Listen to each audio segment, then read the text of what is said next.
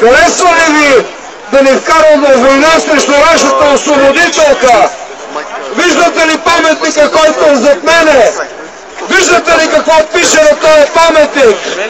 Нас се опитват да ни вкарваме в война срещу нашата освободителка.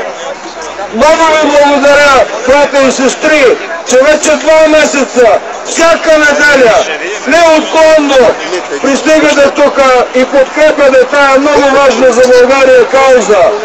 Крайно време е да се увеличиме, крайно време е българите да престанат да гледат телевизия, а да дойдат тук и да кажат мощно гласа си: не на НАТО, не на чужди войски на българска земя, не на война срещу вродска Русия.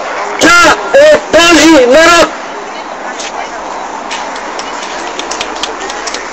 Величко Георгиева се казвам и искам да ви кажа няколко думи. От много време идваме тук, тръгваме от президентството и идваме. От много време едни и същи хора го правят. От много време никой от тези хора не успява да доведе поне 100 човека след себе си. Помислете си, докъде сме стигнали. Или ние да кажем: не сме народа марша. От много време всеки от нас трябва да си даде сметка, че е длъжен пред утрето на България да хване рода си, да вземе жена си, детето, кучето, ако трябва съседа с бой средници, но тук да го докара, защото умираме.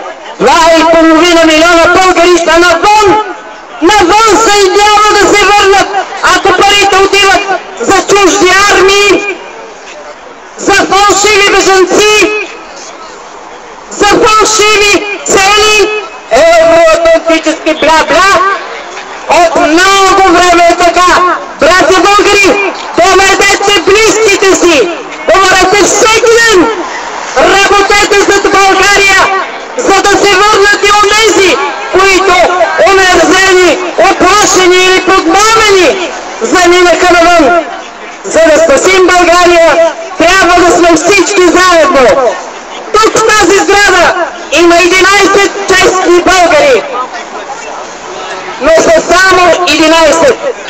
Идват местни избори. Помислете си как гласувате.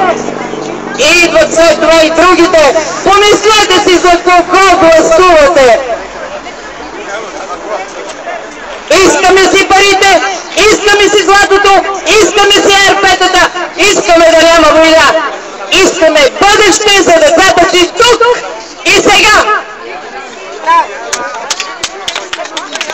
Скъпи колеги,